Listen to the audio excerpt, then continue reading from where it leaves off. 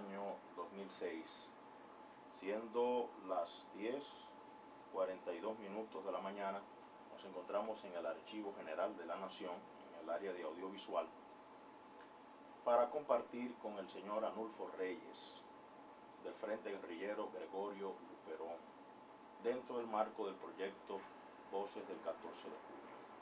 Por el Archivo General de la Nación, Jocelyn Espinal en cámara y Pedro de León, técnico de historia oral. Buenos días, doctor. Buenos días. Gracias por venir y compartir sus experiencias en el archivo. Para iniciar, por favor, para que conste en grabación, repetir su nombre. Sí, Anulfo Reyes. Cuéntenos sobre su vida, su nacimiento, la fecha, sus orígenes. Sí. Bueno, yo vengo de una familia de Mao. Mi padre ya ha muerto, igual mi madre y mi padre se llamaba Rafael Reyes Vargas. Mi madre Teófila Gómez Brea, viuda Reyes, cuando murió luego de mi papá.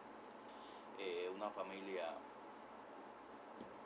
humilde, normal, diríamos, de clase media, en un pueblo en la cual, cuando yo nací hace tantos años, porque nací en el 1937. 1937. ¿Qué día? Un 15 de agosto de 1937.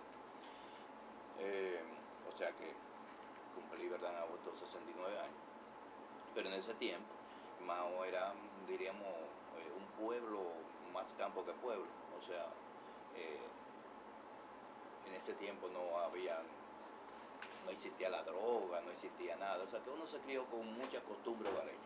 O sea, cosa que eternamente estaré agradecido de mis padres, porque a nosotros se nos educó y se nos acostumbró a respetar a los padres, querer a los hermanos, querer a los padres, respetar a los maestros. Ahora ya es una situación totalmente diferente porque estamos viviendo otra época. Sí. No es que la juventud de ahora sea mala, hay malos y buenos.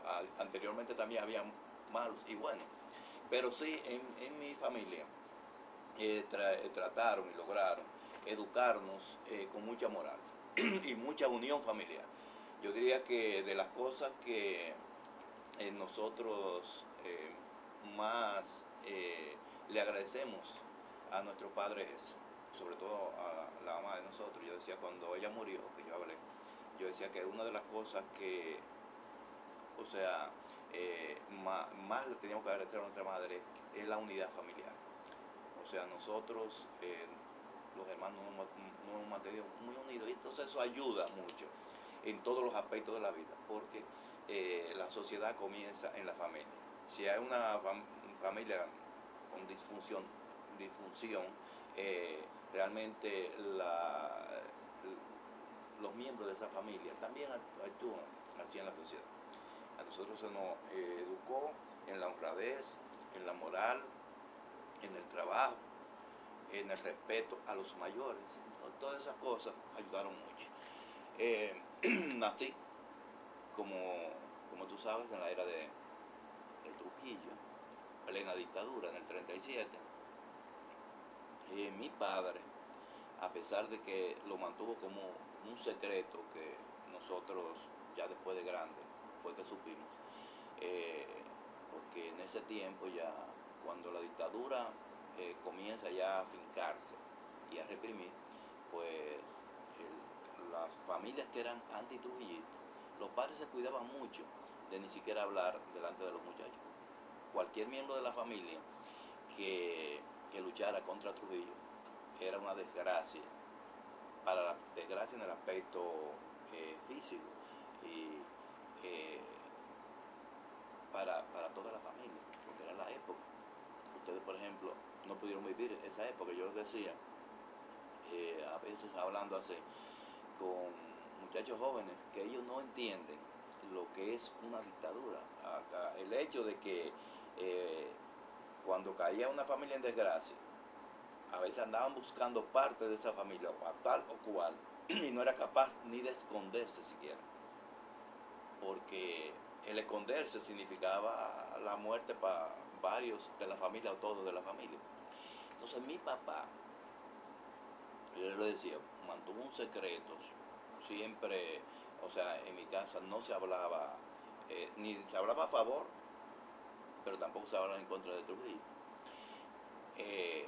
Desde luego al principio, porque ya llegó ya una época del deterioro de la dictadura, en el 50 y pico, que ya, o sea, ya los sentimientos tenían que exteriorizarse. Pero mi papá fue guerrillero junto con Desiderio Arias.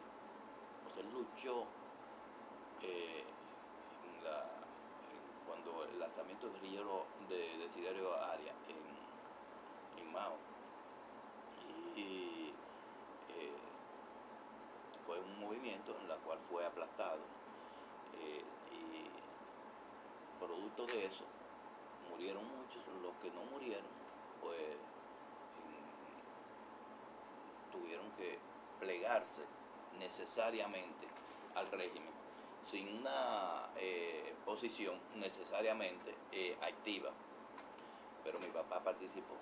Después, según él no contó, por recomendación de algunos amigos de él, entonces él aceptó entrevistarse con Trujillo.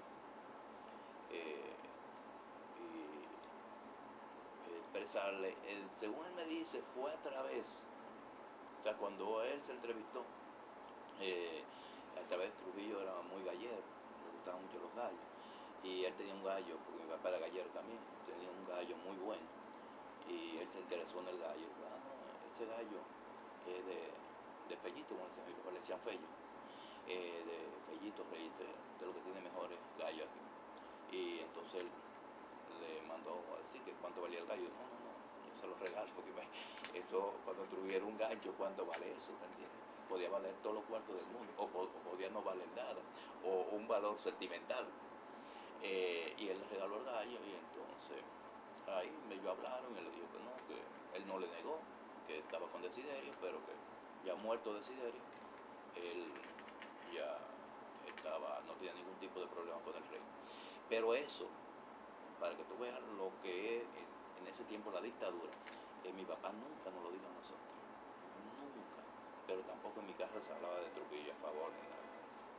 Y uno tenía que asistir obligatoriamente a todas las manifestaciones, a todos los desfiles, a todas las cosas, pero sin entusiasmo. O sea que nosotros, los primeros años de nuestra vida, no tuvimos una actividad antitrujillista.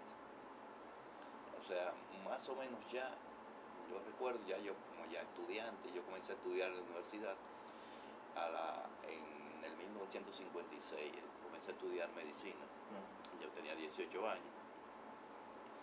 Vine aquí a la capital, vivía en pensiones, y ahí yo comienzo ya a reunirme con amigos y a hablar en contra del régimen, etcétera.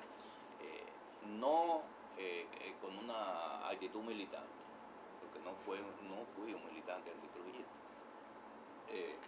Después ya de la expedición del 14 de junio del 59, entonces ya ahí ya cambió automáticamente, yo podría decir, mi mentalidad en cuanto a la necesidad de uno participar, aunque no llegué a participar activamente en células ni nada de esas cosas.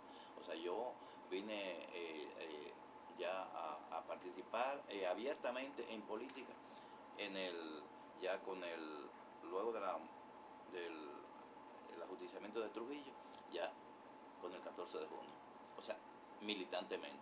Los otros eran actividades de reuniones, de oír noticias y esas cosas, pero no, yo diría que en un sentido, casi por circunstancias de la vida, porque yo vivía en una pensión en la cual habían amigos que estaban, que éramos,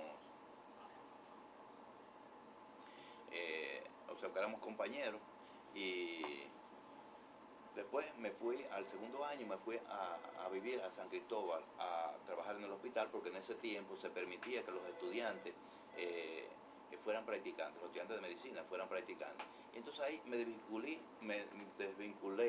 de esos amigos.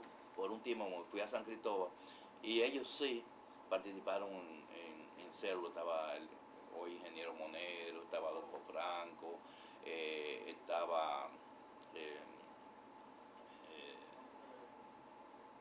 o sea, habían cantizanos, o sea, un grupo de Santiago era específicamente, y ellos la mayoría, si no cayeron presos, tuvieron que esconderse. O sea que yo sé que si me hubiera quedado ahí yo me hubiera metido, porque en San Cristóbal también yo hablaba mucho y tenía mis relaciones, pero relaciones no militantes. O sea, yo vine a militar realmente, ya después del ajusticiamiento de Trujillo, ya en célula del 14 de junio. Pues,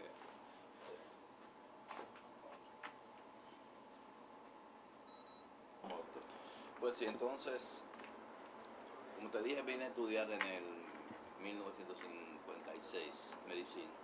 Y en a los 18 años. 18 años. En el 1957, o sea, al año de venir, entonces me fui a conseguir un trabajo en San Cristóbal, en el hospital. Ese fue mi primer trabajo, ganaba 17.50 mensual, que eran todos los cuartos del mundo. Para un estudiante, muchísimo dinero. Y después tuve un aumento a 25 pesos, me llevaban 21 pesos. Pero vivía en el hospital, eso le rendía a uno para todo lo demás. Yo hasta muchas veces comía fuera del hospital, sobraba dinero. Y ahí sí, ya viviendo en San Cristóbal, desde el 57, pues ya fui conociendo la realidad de la tiranía y todas las cosas que uno va con la edad y con los sentimientos, ¿verdad? Va descubriendo. Ahí nos reuníamos un grupo de estudiantes. Nosotros éramos 21 estudiantes allá. Y de los 21 estudiantes, nosotros solamente le teníamos temor a un estudiante de nosotros, compañero de nosotros, de medicina, que era de San Cristóbal, apellido Ballista. Pero muy buen muchacho, incluso nunca nos delató ni nada, pero nosotros siempre, como con él, pero hablábamos mucho, oíamos radio. ¿Por qué? Porque él mostraba inquietud. No, porque él es de San Cristóbal y su papá era funcionario de Trujillo en ese tiempo, es lo que él estaba diciendo. O sea, hasta hablar te podía costar la vida, no solamente a ti, a tu familia. Pero te digo que mantuvimos una buena unidad. Fuimos estudiantes de los diferentes pueblos. Y ahí nos sorprendió a nosotros el ajusticiamiento de Trujillo.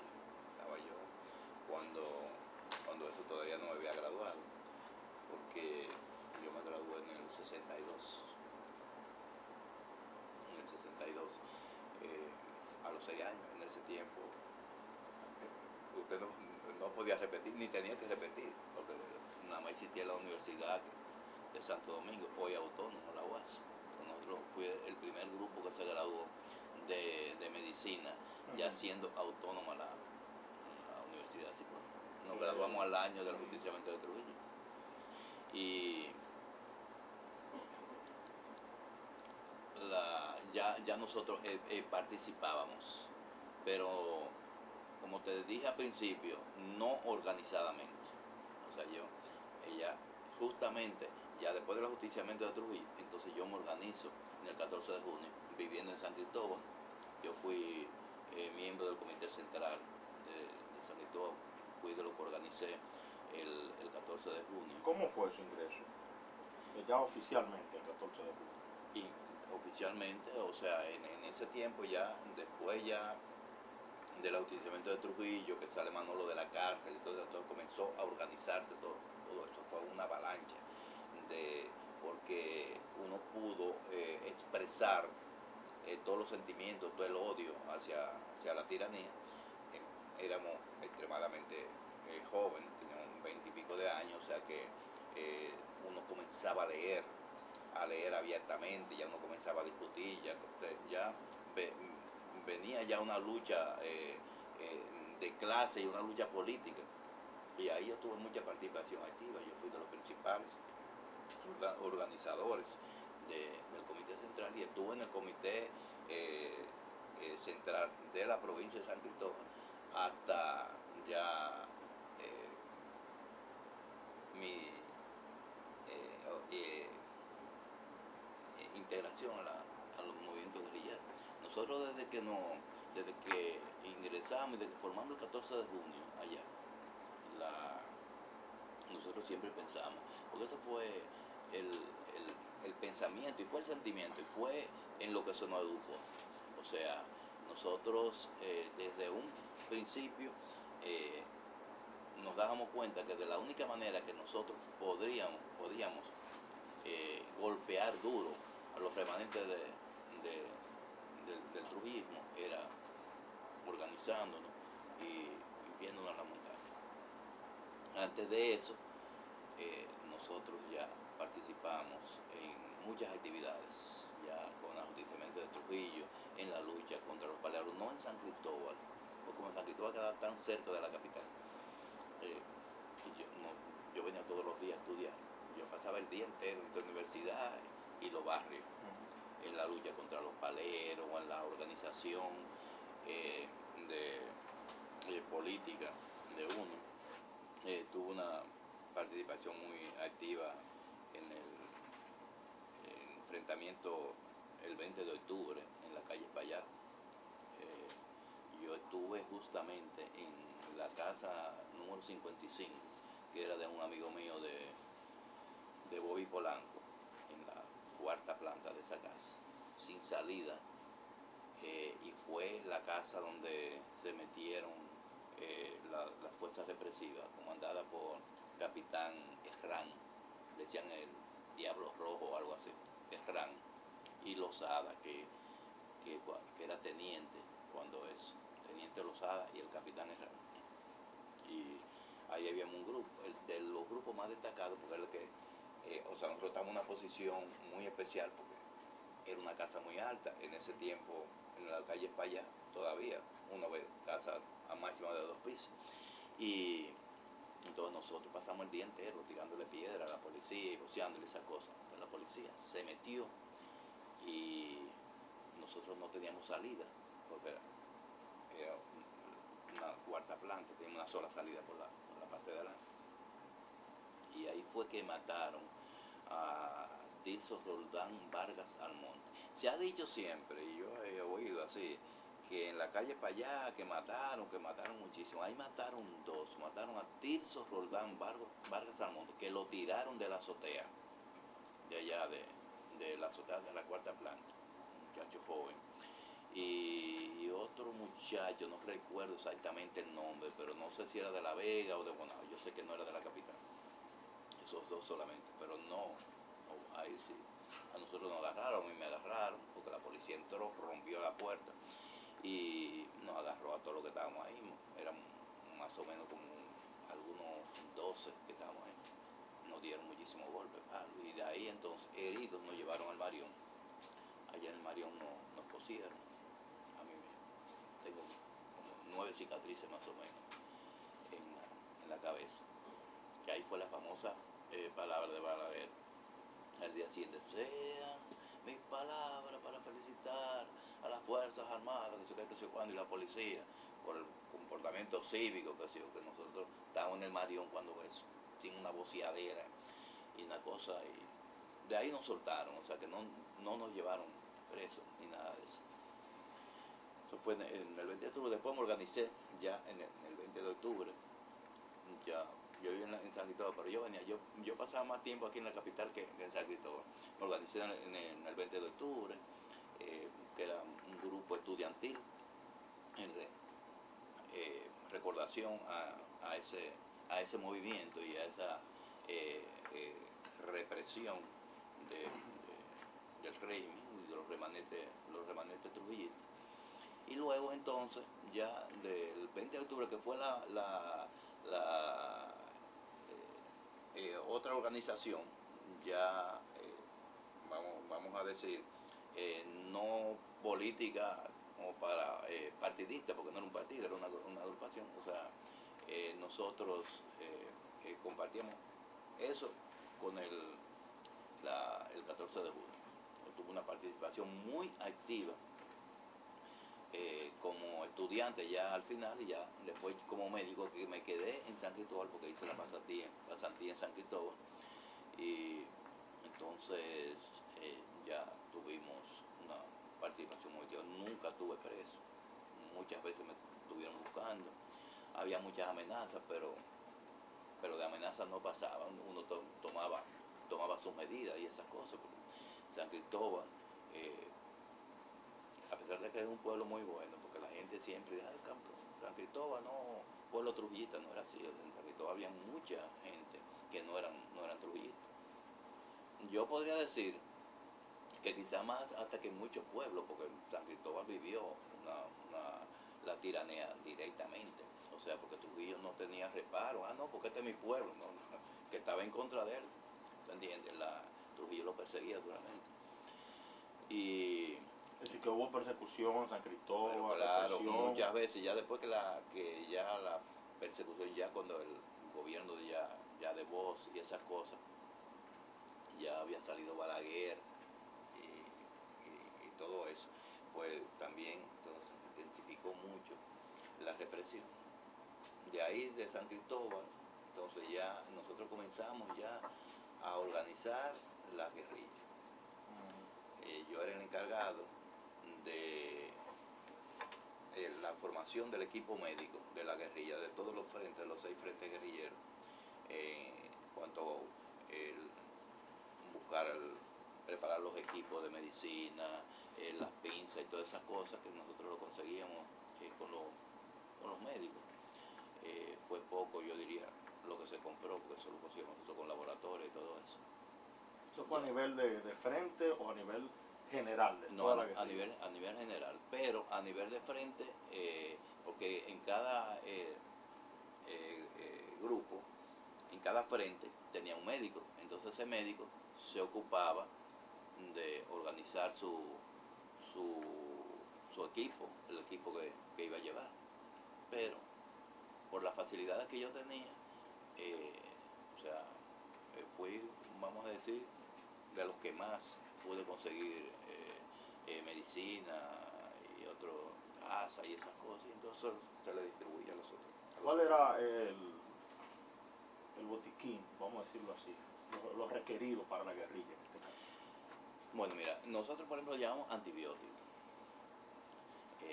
llevábamos antiinflamatorios, analgésicos, llevábamos, porque eran las cosas de más emergencia, antidiarreico, antiespasmódico, o sea, las cosas, antieméticos, o sea, para vómitos y eso. Y entonces, en cuanto a la botiquín, nosotros lo que teníamos era pinza para coser, y hilo y aguja para coser una herida o cualquier cosa de eso, porque no podíamos más. O sea, no era ya la guerrilla, una guerrilla ya estabilizada en la lucha, pues tiene hospitales y estas cosas en la montaña, pero nosotros no podíamos. Nosotros era lo imprescindible, que había una herida que se pudiera coser, antiletánica, todas esas cosas que uno podía solucionar inmediatamente para darle los primeros auxilios.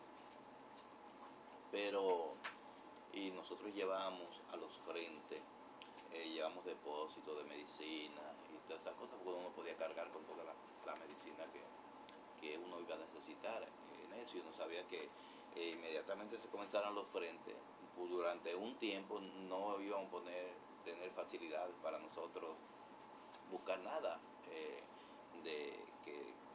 necesitáramos de emergencia. Entonces, eso fue mi labor en ese aspecto. O sea, que eso nosotros lo hacíamos, pero a la vez nosotros participábamos en diferentes movilizaciones. Yo decía, y tú estabas allá en el comité de historia, que nosotros nos educó Manolo y nosotros también nos educamos, porque uno tenía un deseo de lucha y de entrega, que uno no escatimaba nada para nosotros participar. Y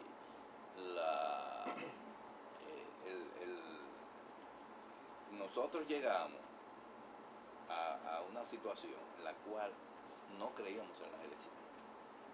Eso era lo primero, no creíamos en las elecciones, pero las elecciones era un hecho aquí.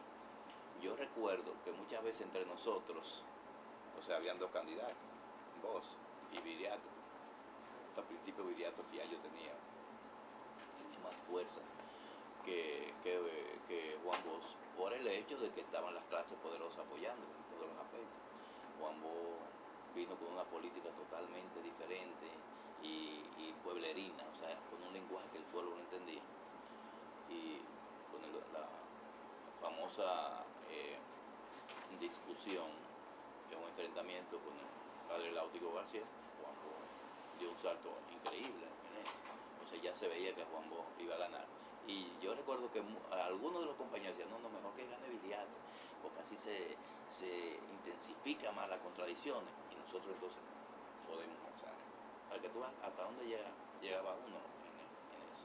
Así que esa ideología de la guerrilla, creer en las armas, no en las urnas, se discutía a qué nivel en el 14 de junio. Bueno, eso se discutía a nivel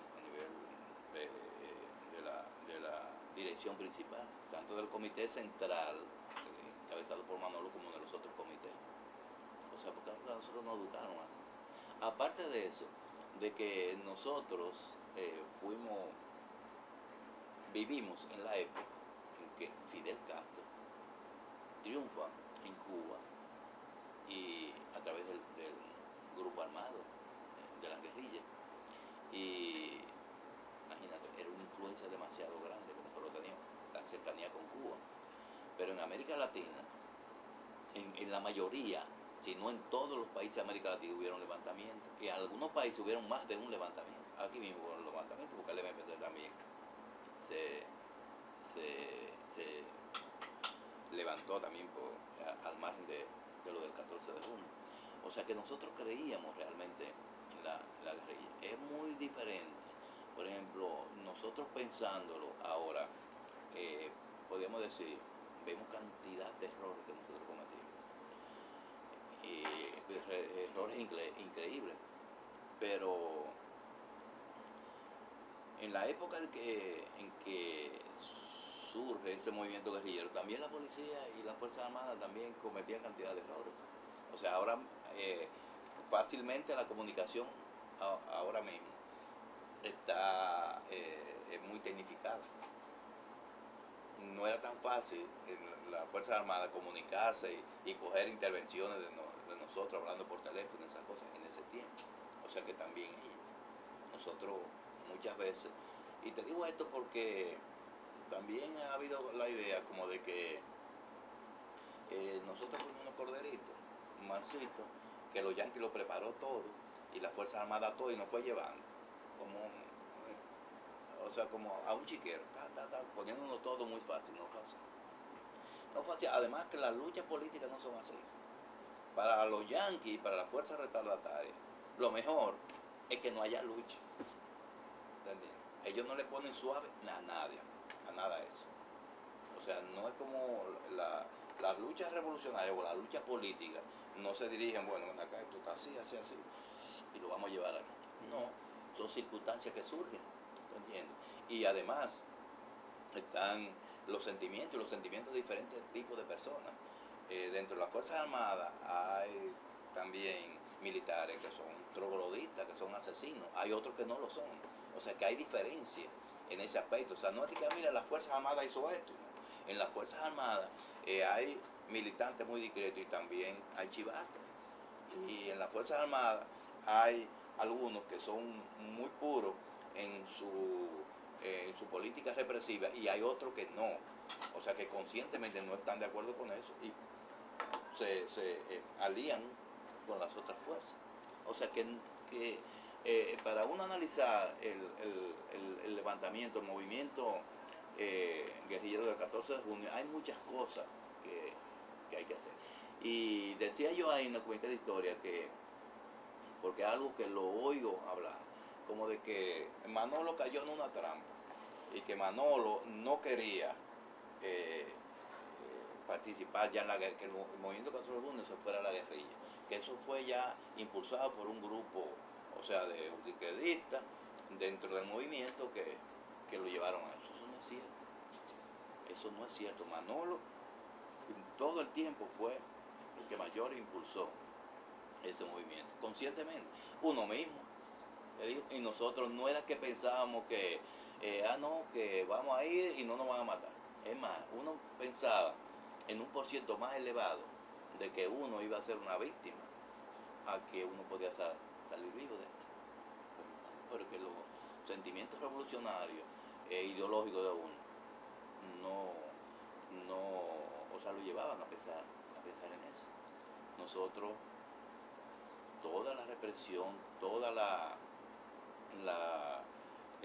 nuestras actividades era alrededor de la política y de la lucha contra las fuerzas retardatarias. Nosotros éramos días y noches. Es difícil ahora mismo, por ejemplo, la juventud, que tú la veas, pero nosotros vivíamos las 24 horas del día en eso. Amanecíamos discutiendo, no dormíamos muchas veces.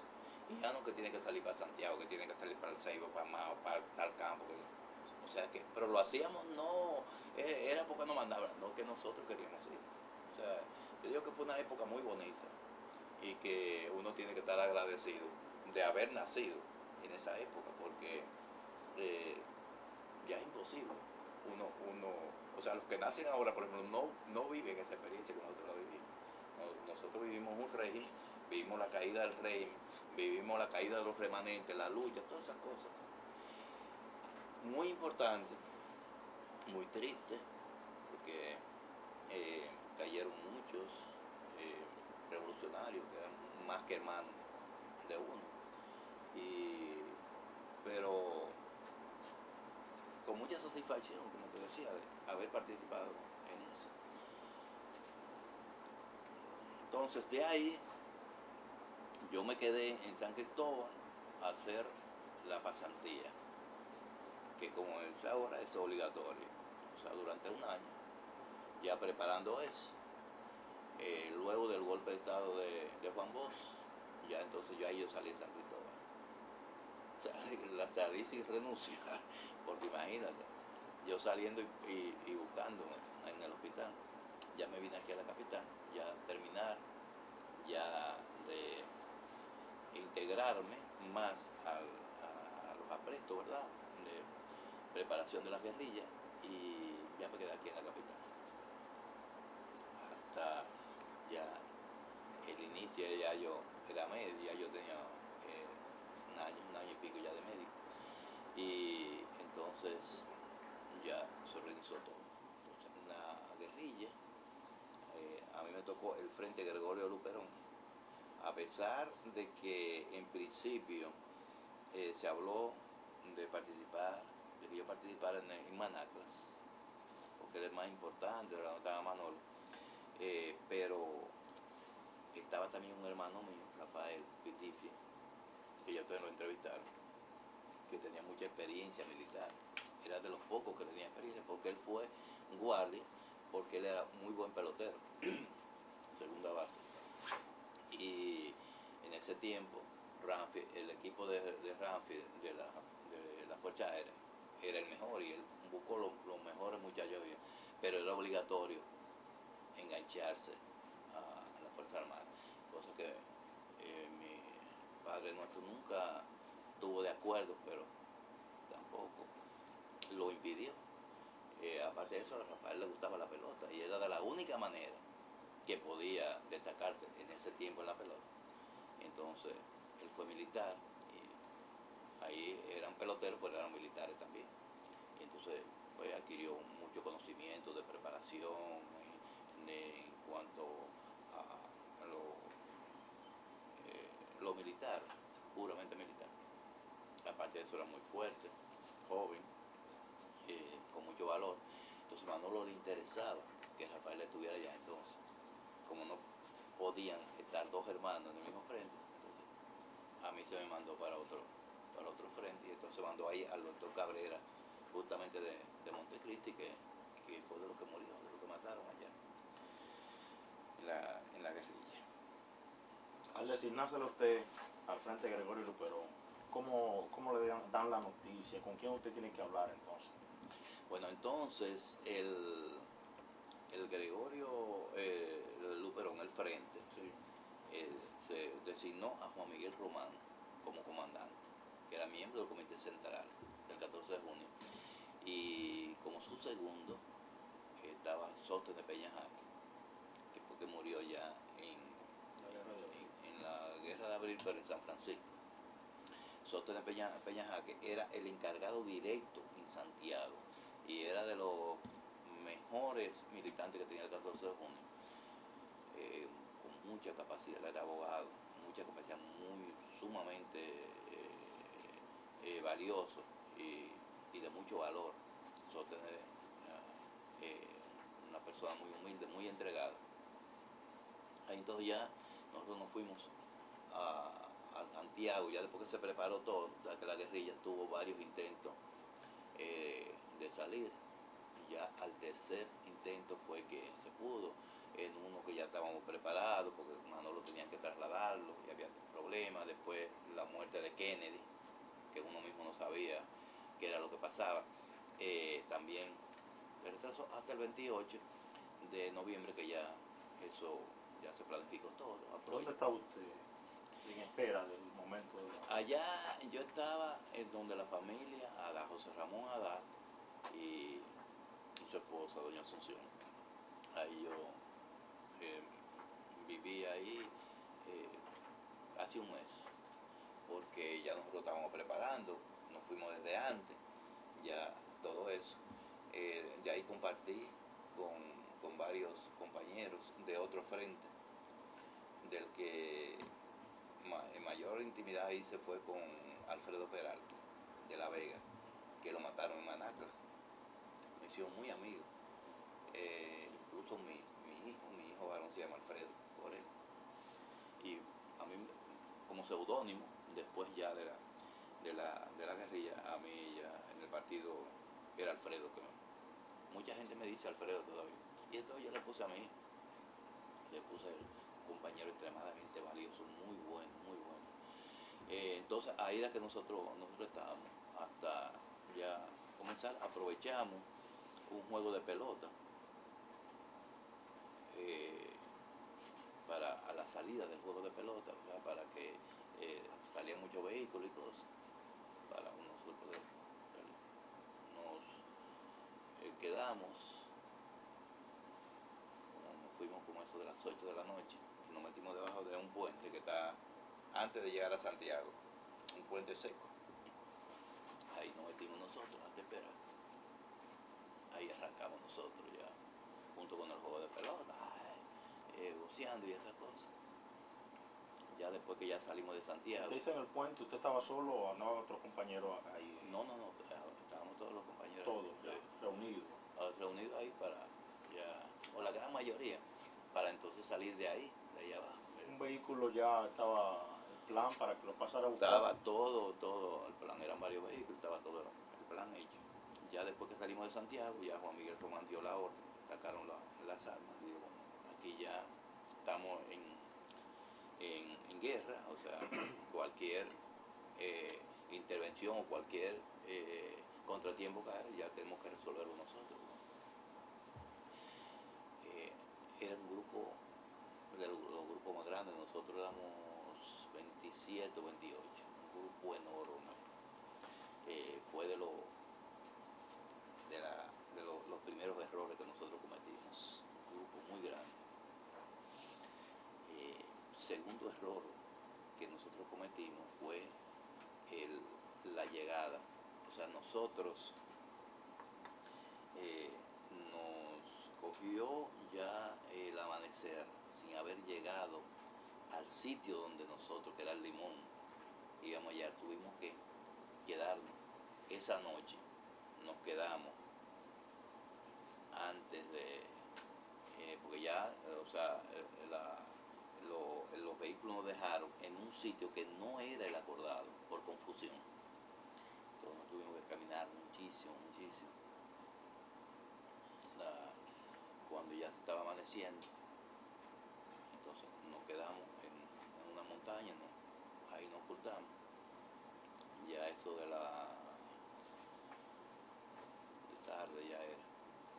Ya nosotros vimos los aviones y todas las cosas, ya sabían, porque imagínate, 28 guerrilleros sin tener los conocimientos suficientes, dejando cosas que se le caían, muchas cosas de esas que es un pecado mortal para un guerrillero, diríamos. Entonces nos quedamos ahí pasamos el día entero cercado por la guardia, cercado totalmente. Uno de los compañeros, Enrique Almanza, quedó fuera. No sé realmente por qué motivo se quedó atrás, no sé por qué motivo. Él quedó fuera y lo mataron. Fue del grupo de nosotros el primer muerto. Nosotros nos enteramos después de eso. Hoy oímos tiroteo porque la guardia estaba tirando muchos tiros. Nosotros esperamos en la noche, entonces rompimos el cerco. ¿Cómo te digo? Era un cerco que nosotros lo rompimos no a tiro de fusil o de ametralladora, sino buscamos un sitio por donde poder salir y salimos. O sea que no hubo un enfrentamiento en eso. Para salir, ¿quiénes observaban el cerco? ¿Cómo se le daban cuenta de poder salir? Bueno, porque había postas y nosotros teníamos los guardias ubicados, nosotros sabíamos dónde estaban los guardias. Y entonces se salió por un sitio donde ellos no estaban. Ahí tuvimos, como te decía, otro error, otro fracaso. El guía de nosotros, que era un campesino llamado José María Álvarez, Boyoyo le decían.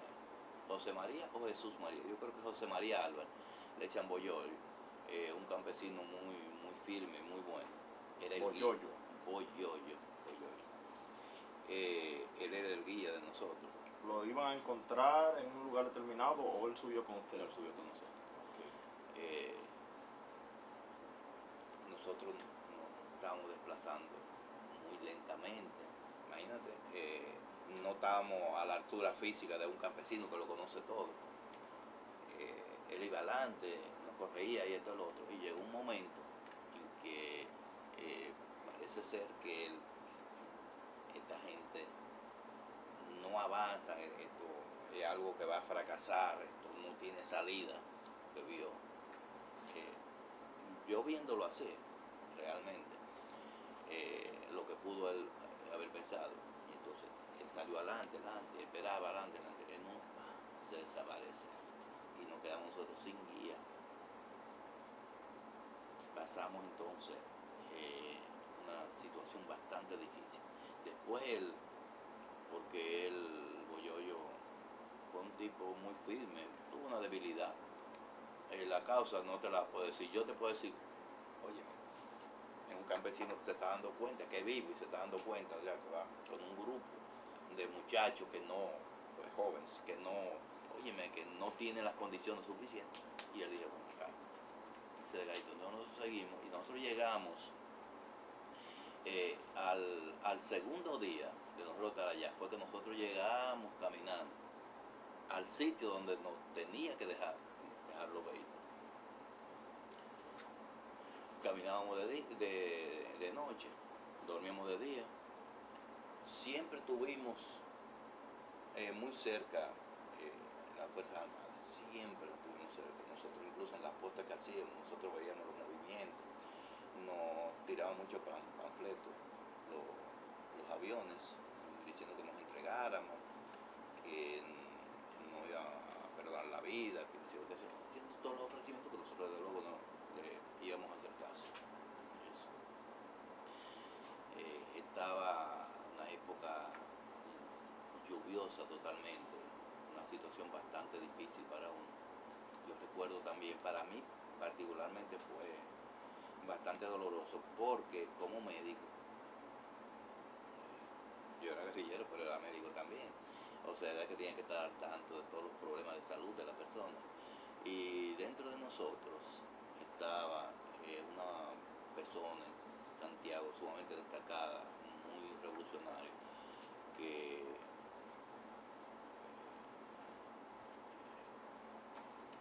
que participó en la guerrilla. Incluso él era gerente o un puesto de funcionario de uno de los bancos en Santiago. Rafael Minaya, o no, le decían a él, que él se fue con un problema en la columna vertebral. No sé si era una hernia, pero le daban unos dolores increíbles. Imagínate, parece que se lastimó caminando. Él nunca, porque había tanto sentimiento revolucionario y yo tenía tanta pureza que muchos de nosotros escondíamos los problemas de salud que teníamos para irnos. O sea que, porque él era una persona que no estaba en condiciones de participar en la guerrilla. Ya a partir del segundo día, te digo que para mí fue muy doloroso, porque yo tenía que estar al lado de él, tipo de un valor increíble, increíble. Y me decía, no, esto es malo, déjame. Y yo, no. Entonces yo siempre estaba con él, lo inyectaba, pero imagínate, un problema en la columna, eso es lo más doloroso que puede haber. Tú caminando, le quitamos la mochila, le quitamos todo, pero que siempre se mantuvo con mucho dolor. Nosotros llegamos al tercer día, recuerdo, ya en las zonas que nosotros habíamos elegido, pero que no teníamos al campesino, no teníamos los contactos. O sea, nosotros prácticamente estábamos solos en cuanto a quién nos orientara para seguir hacia qué sitio seguir. Ahí dormimos nosotros, amanecimos, hay un aguacero terrible que había toda la noche y durante el día también. Ahí amanecimos en un cafetal, ahí nos quedamos y ya nosotros veíamos los campesinos. La guardia no estaba cerca, estaba cerca, pero no estaba por esa área. Ahí vimos un muchachito que cruzó y entonces ahí nosotros agarramos uno de ellos. Imagínate el susto, el pobre que se dio. Y entonces nos llevó hacia donde su padre. Ahí nosotros aparentando, lo que éramos de que guardia, que esto, que lo otro. Después nos dimos cuenta que realmente no era así, que ellos desde un principio se dieron cuenta que no, que el guardia es guardia. El guardia no es que está preguntando, mira, ustedes no pueden dar, háganos el favor. Le dan una pata y, y le buscan lo que sea, ¿te entiendes? Ahí nosotros, imagínate, fue un día muy especial, porque primera vez nosotros, después de 3 días, pudimos comer algo caliente, nos hicieron yuca con huevo y esas cosas, nos trataron muy bien. Y uno de los hijos de él, ya un joven ya, de 20 y pico de años, nos dijo, mira, la guardia está en tal sitio, ellos dicen esto, nos informaron todo. Y nos dijo, mira, nosotros sabemos que ustedes no son guardias, ustedes son de los que están alzados, como ellos dicen, de los que están alzados. ¿El joven o el padre de familia le dijo eso? El joven. Y después nosotros hablamos con el padre también, nos dijo eso, que dijo, mira, mis hijos, cuídense, que si qué, que si cuándo, que esto, padre. Entonces, el hijo, nosotros le dijimos al hijo, pero mira, sigue con nosotros, para que tú no orientes. No, yo lo voy a llevar a ustedes ahí, para que ustedes no choquen con la guardia, pero ahí yo lo dejo, porque yo no puedo, y yo, pero nada, era miedo real, que no era porque era cobarde, ni mucho menos. Que es lo que yo decía, siempre nosotros, las condiciones, todas las condiciones objetivas estaban dadas.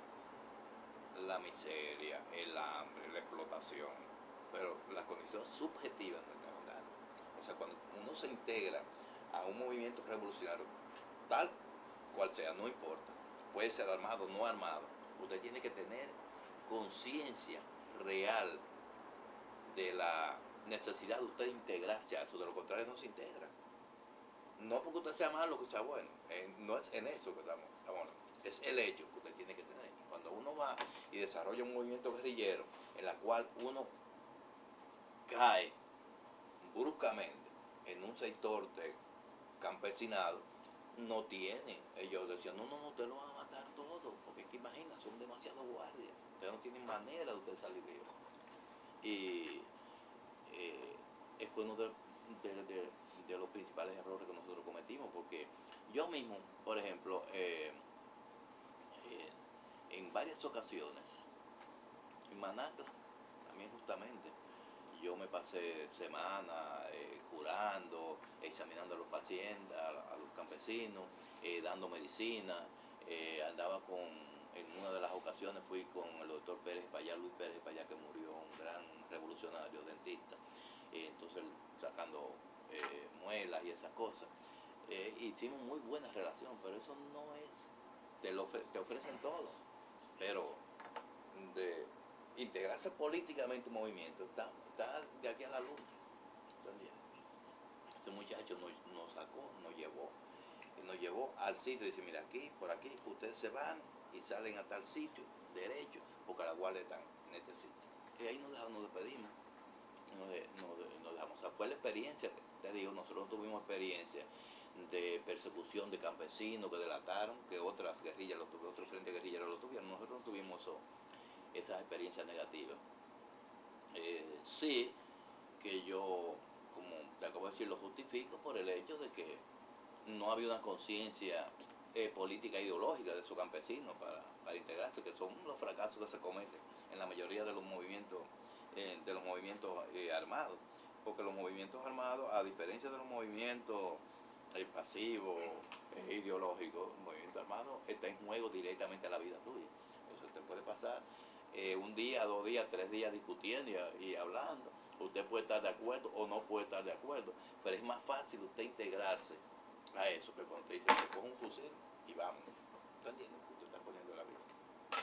Ahí, yo cuando lo te decía atrás, que para mí fue extremadamente doloroso, porque entonces ahí se agudizó el dolor al compañero Minaya.